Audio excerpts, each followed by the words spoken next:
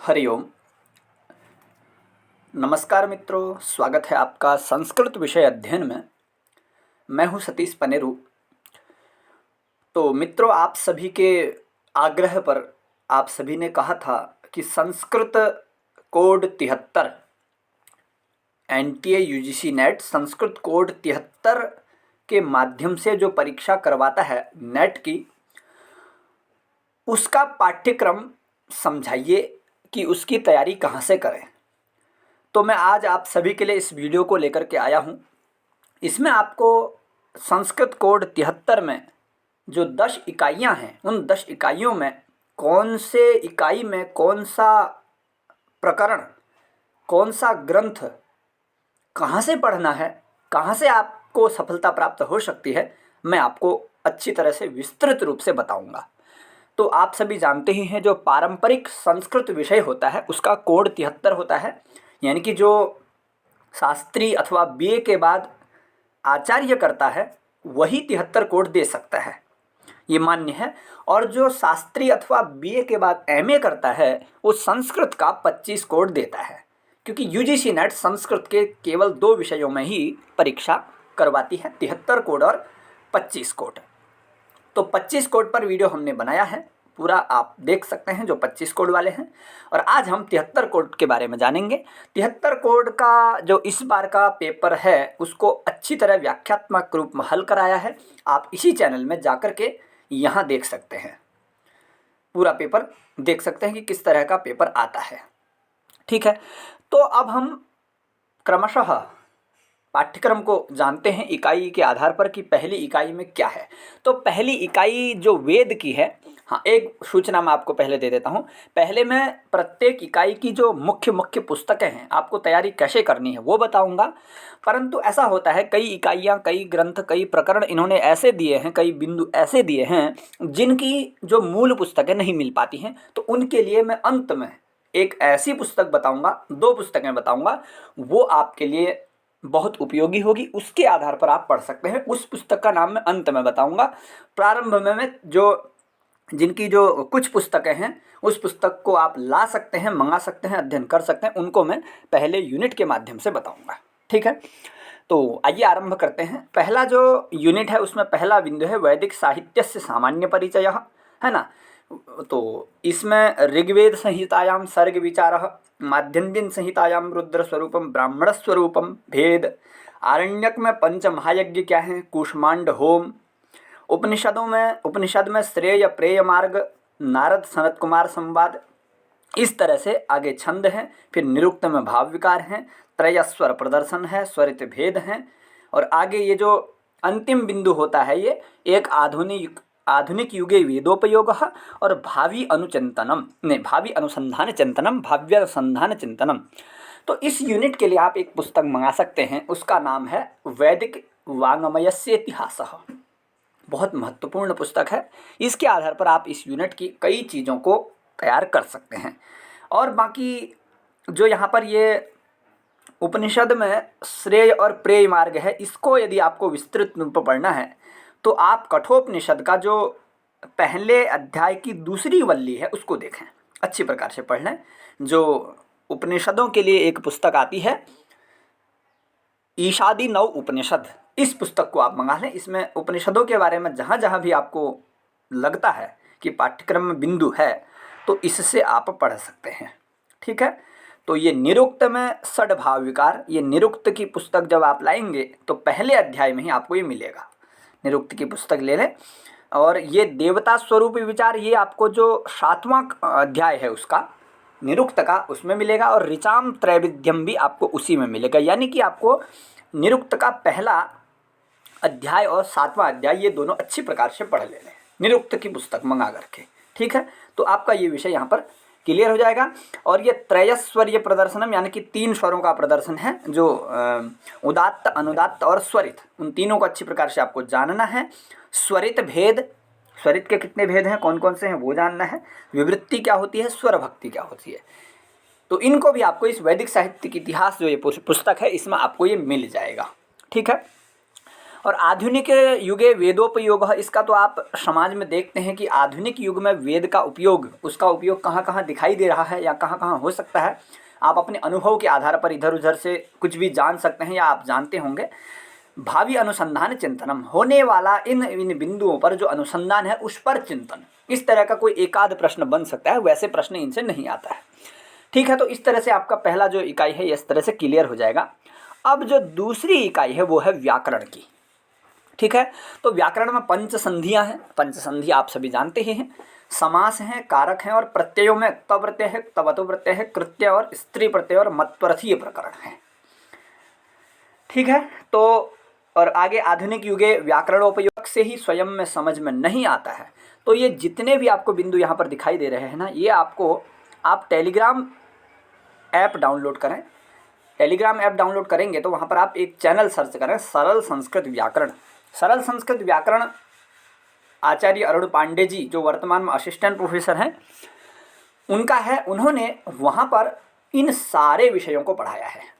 ये पंच संधि तो खैर आपको उनके जो यूट्यूब चैनल है सरल संस्कृत व्याकरण, वहाँ भी मिल जाएगा, परंतु जो समास, कारक और प्रत्यय, तक, तवतु, कृत्य, स्त्री, मत्वर्थ, ये सारे आपको वहाँ पर विस्तृत रूप में मिल जाएंगे। अर्थात जब आप उनका टेलीग्राम चैनल ज्वाइन करेंगे तो फिर आपको ऊपर दाईं तरफ बिंदु दिखाई देंगे, उनमें क्लिक करेंगे, फिर सर्च करेंगे आप इस प्रत्यय का नाम, कारक, समास, आप हिंदी अथवा अंग्रेजी में सर्च करें, आपको सब मिल जाएगा। तो फिर आप वहाँ से उस विषय को अच्छी प्रकार से वीडियो के माध्यम से देख सकते हैं और वहीं पर आपको उसका PDF भी मिल जाएगा जो उन्होंने नोट्स बनाए हैं। ठीक है, तो अच्छी प्रकार से आप इसको समझें। और आप पुस्तक से ही केवल अध्ययन करना चाहते हैं तो मैंने ये पुस्तक बता दी है, इसके आधार पर आप पढ़ सकते हैं। ठीक है, तो अब हम अग्नि यूनिट में जाएंगे। तीसरी यूनिट है ज्योतिष की। तो ज्योतिष ये एक ऐसा विषय है जो इसमें 25 कोड से थोड़ा इसको अलग कर देता है, बाकी लगभग एक जैसा है। इसके लिए आप इस पुस्तक को मंगा सकते हैं, बृहद्वक हडा चक्रम। ये पुस्तक इसके लिए बहुत ही उपयोगी मानी गई है। इसको आप एक बार अच्छी प्रकार से पढ़ लें, समझ लें। अच्छी वाली टीका, यही वाली पुस्तक अच्छी है वैसे, तो ये देख लें, इसको आप मना लें, तो इसमें नक्षत्र, राशि, ग्रह, दशम भाव, ये जो भी चीज़ें हैं आपको स्पष्ट हो जाएंगी। अब आ जाते हैं चौथी यूनिट पर। चौथी यूनिट में पुराणेतिहास, पुराणों का इतिहास है। वैसे तो आप इसके लिए कई पुस्तकें देख सकते हैं, परंतु अब यहाँ पर जैसे विषय दिया है तो कोई पुस्तक निर्धारित नहीं की गई है कि कहाँ से पूछेगा। तो इसलिए आपको जो जो यहाँ पर विषय दिए हैं ना, जैसे पुराण सामान्य परिचय, पुराण लक्षण, सृष्टि विषयक अवधारणा। मतलब सृष्टि विषयक अवधारणा का मतलब क्या है कि सृष्टि की उत्पत्ति के बारे में इनका क्या मत है, पौराणिकों का विभिन्न पुराणों में क्या मत है, ये बताना है आपको। जैसे सृष्टि पुराणों में 9 प्रकार की बताई गई है। फिर ये राजतरंगिणी कलहण विरचिताया विषय सार। आप ये राजतरंगिणी जो पुस्तक है कलहण जी की, इसको मंगा लें, इसको पढ़ लें आप सामान्य रूप से। और महाभारत ये भीष्म पर्व अभी बताता हूँ, पर इनके लिए पुस्तकें अभी बता रहा हूँ। और बाकी आधुनिक युगे ये उसी की तरह है। तो इसके लिए आप एक पुस्तक है संस्कृत साहित्य का इतिहास, जो उमा शंकर शर्मा जी की है, एक वो पुस्तक है। क्योंकि हम इस तरह नहीं कह सकते हैं कि आप इसी पुस्तक से पढ़ें, क्योंकि ऐसा नहीं है। किसी भी पुस्तक से कहीं से भी पूछा जाता है, क्योंकि हमें नहीं पता ना कि जो प्रश्न पत्र बना रहा है उसके पास कौन सी पुस्तक है। इसलिए हमें सभी पुस्तकों से इन इन बिंदुओं को लेकर के थोड़ा थोड़ा अध्ययन करना चाहिए। ठीक है, तो इसमें आपको हाँ एक मैंने पुस्तक बता दी है। और दूसरी है एक पुराण विमर्श, आचार्य बलदेव उपाध्याय। इसमें भी बहुत विषय आपको मिलेंगे और यहाँ से प्रश्न बना है, इसी पुस्तक से प्रश्न बनाया है। पिछली बार 25 कोड का प्रश्न जो था, तो 73 में भी निश्चित रूप से बनाया जाता है। और एक संस्कृत वाङ्मय का बृहद इतिहास, ये पुस्तक है, इसको भी आप मंगा सकते हैं। मतलब इसको आप अगर न मंगाएं तो कुछ कुछ जो विषय है आप PDF डाउनलोड कर लें। PDF डाउनलोड करने के बाद आप उसमें से मुख्य विषय चुन करके अपना नोट्स बनाएं, उस पर लिख लें। ठीक है, बाकी ये जो पाठ्यक्रम आपको दिख रहा है, तो हमारा जो ये सरल संस्कृत विषय अध्ययन, इसका टेलीग्राम चैनल है, उससे आप जुड़ जाएं। वहाँ पर ये पाठ्यक्रम भी डाला है, आप वहाँ से डाउनलोड कर सकते हैं। ठीक है, तो ये चीज़ें आपको इस जो ये पुस्तक मैंने बताई 2-3, इनमें आपको ये सारे विषय मिल जाएंगे। ठीक है, अब हम अग्रिम 5वीं इकाई में जाएंगे। 5वीं इकाई किसकी है? धर्मशास्त्र की, है ना। तो धर्मशास्त्र, ये जो स्मृति ग्रंथ होते हैं उनको धर्मशास्त्र कहते हैं। और जो वैदिक ग्रंथ होते हैं उनको श्रुति शास्त्र कहते हैं। ठीक है, तो इसमें धर्म स्रोतांशी, धर्म के स्रोत बताने हैं कि धर्म क्या है, धर्म की उत्पत्ति कहाँ से हुई, धर्म क्या क्या है, इसके बारे में आपको जानना है। आचार विमर्श, व्यवहार विमर्श, प्रायश्चित्त विमर्श। तो इसके लिए आप ऐसा करें, ये वाली जो याज्ञवल्क्य स्मृति की पुस्तक है इसको आप निश्चित रूप से मंगा लें। इसमें बहुत अच्छी तरह से प्रारंभ में धर्म के बारे में जो अलग अलग मत हैं वो दिए हैं, उसको आप देख सकते हैं। तो ये 5वीं यूनिट में बस इतना ही है। ये श्राद्ध विमर्श ये भी इसी में मिलेगा आपको। याज्ञवल्क्य स्मृति की जो ये भूमिका है प्रारंभ में जो दिया है उन्होंने, वैसे तो अध्याय 3 है, आचार व्यवहार और विमर्श प्रायश्चित्त, परंतु उससे पूर्व भी कई चीज़ें बताई हैं, वो आप देख सकते हैं। श्राद्ध विमर्श भी इसी में आपको मिलेगा। अब हम देखते हैं जो छठी इकाई है। छठी इकाई है मीमांसा दर्शन। कहने का मतलब है दर्शन की, वैसे तो दर्शन की एक ही इकाई होनी चाहिए, परंतु छठी और 7वीं दोनों ये जो है दर्शन की ही हैं। ऊपर वाली मीमांसा लिखा हुआ है, नीचे वाली न्याय वैशेषिक दर्शन। ठीक है, तो इसमें वैसे तो एक कौन सी इकाई है ये, छठी इकाई। इसके विषय में जो मैंने बोला है आपको प्रारंभ में कि एक पुस्तक बताऊंगा, वो अंत में बताऊंगा। इसमें कई विषय आपको नहीं मिल पाएंगे, तो उसमें आपको निश्चित रूप से सारे विषय मिल जाएंगे। तो वैसे इसमें जो मीमांसा, धर्म लक्षणम, भावना, विधि विमर्श, ये जो है ये थोड़ा मीमांसा का है। जो अर्थ संग्रह पुस्तक है उस अर्थ संग्रह के प्रारंभ में दिया है। तो इसके लिए आप, मैं कहूँगा इस यूनिट और नीचे यूनिट को क्लियर करने के लिए आप जो भारतीय दर्शनसार नाम की जो ये संस्कृत गंगा वालों की पुस्तक है इसको मंगा सकते हैं, क्योंकि इनमें दर्शनों से प्रारंभ में अच्छी प्रकार से उनके बारे में दिया है, बहुत विस्तार से दिया है कि इस दर्शन के ये विद्वान हैं, ये इसके कवि हैं, इन्होंने इस दर्शन को माना है, यहाँ अपना ये लक्षण दिया है, उनका परिचय अच्छी प्रकार से सारे दर्शनों के आगे दिया है। सांख्य, वैशेषिक, चारवाक, जैन, बौद्ध, गीता और सारा वहाँ पर तर्क संग्रह का भी अच्छी प्रकार से दिया है। तो उसमें आपको मिल जाएगा ये सब चीज़ें। ठीक है, बाकी ये प्राचीन नव्य शास्त्र परिचय, पदार्थ विमर्श, प्रमाण विचार, ये आपको मिल जाएगा। ये भारतीय दर्शन सार जो है, क्योंकि पुस्तक से ही पता चल रहा है भारतीय दर्शनों का सार, तो इसको आप मंगा सकते हैं। ठीक है, अब जो दर्शन है आगे वेदांत, ये जो इकाई है आपकी 8वीं इकाई है। इसमें वेदांत संप्रदाय परिचय, तत्वम अशीति वाक्य विचार, ब्रह्मस्वरूपम विवर्त परिणाम योस्तुलना मोक्ष। वैसे तो आप इस विषय को क्लियर करने के लिए पहले मूलतः जो वेदांत सार की पुस्तक है उसको पढ़ें। वेदांत सार वो सरल तरीके से ही दिया है, आपको समझ में आ जाएगा।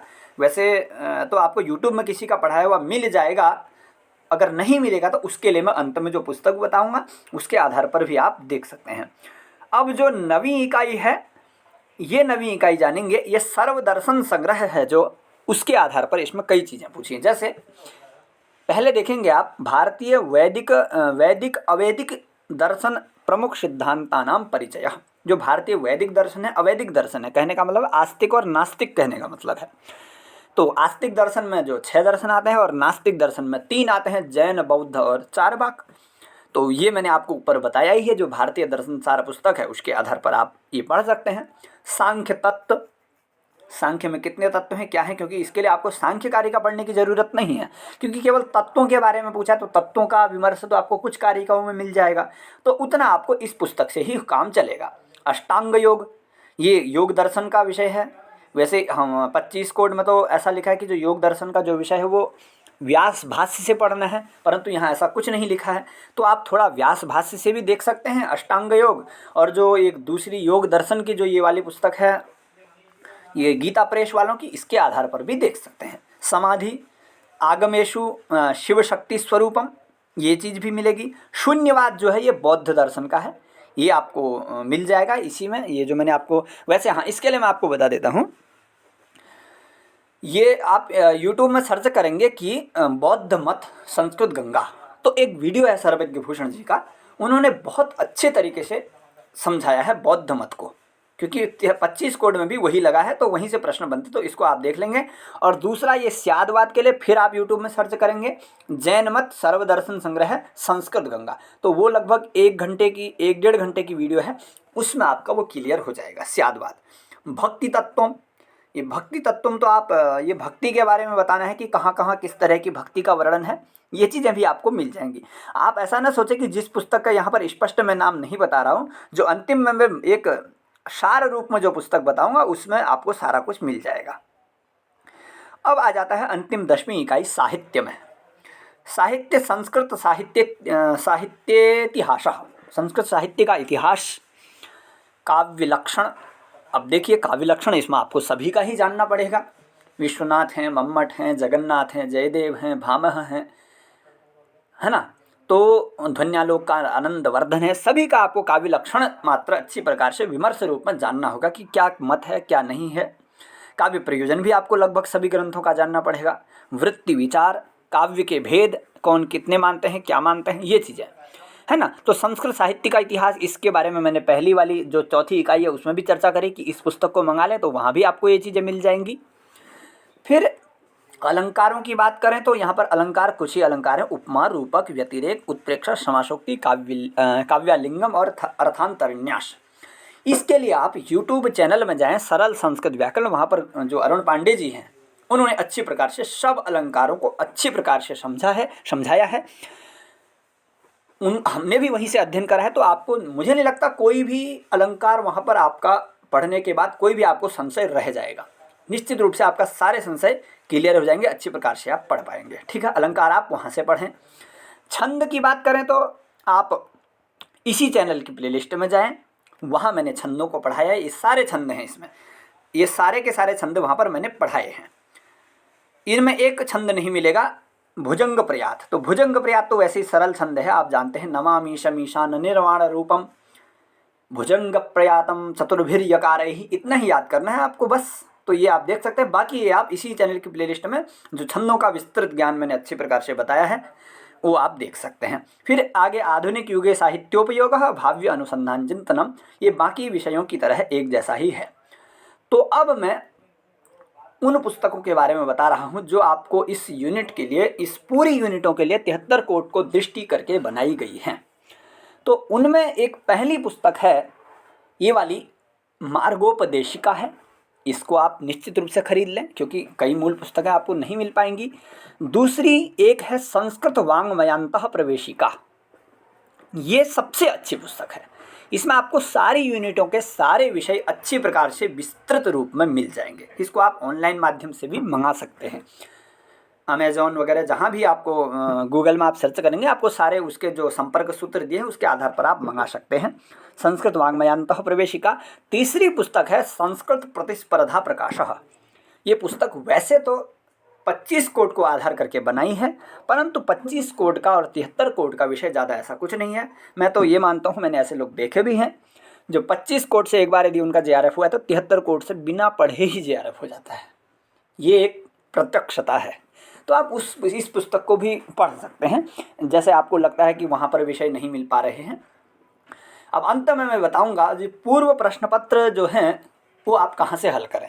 तो आप इस पुस्तक को मंगा सकते हैं आचार्योहम, ये संस्कृत गंगा से आप उनको उनके YouTube चैनल में कई नंबर दिए हैं, उसके आधार पर संपर्क करके मंगा सकते हैं इस पुस्तक को। इसमें पूर्व वर्ष के सारे प्रश्न पत्रों को हल किया गया है बहुत अच्छी तरह से। आप इससे अभ्यास कर सकते हैं जिससे आपको प्रश्न हल करने का और पूर्व में कैसे प्रश्न आ रहे हैं वो सारा विषय आपका विस्तृत रूप से संपन्न हो जाएगा। तो इस तरह से आप इस 73 कोड की भी तैयारी अच्छी प्रकार से कर सकते हैं। तो ध्यान रहे इन पुस्तकों को अवश्य रूप से मंगा लें जो मैंने अंतिम में बताई है। ठीक है, तो इस पाठ्यक्रम से संबंधित यदि आपका कोई प्रश्न हो, कहीं पर कोई संशय हो तो आप कमेंट में पूछ सकते हैं, बता सकते हैं। और यदि किसी पुस्तक को मंगाने में आपको कोई परेशानी आ रही हो तो आप यहाँ डिस्क्रिप्शन में व्हाट्सअप नंबर दिया है उस पर संपर्क कर सकते हैं। तो पुस्तक को मंगाने के लिए आपकी सहायता की जाएगी। ठीक है, तो बस बाकी आज के लिए बस इतना ही है। इस पाठ्यक्रम से संबंधित आपको कुछ प्रश्न हो तो आप पूछ सकते हैं और अन्य लोगों तक भी इस वीडियो को साझा कर सकते हैं ताकि अन्य लोग जो भी इस परंपरागत विषय से तैयारी कर रहे हैं उनको लाभ मिल सके। तो आप सभी का जुड़े रहने के लिए बहुत बहुत धन्यवाद। अग्रिम किसी नए विषय को लेकर के मिलेंगे। नमस्कार।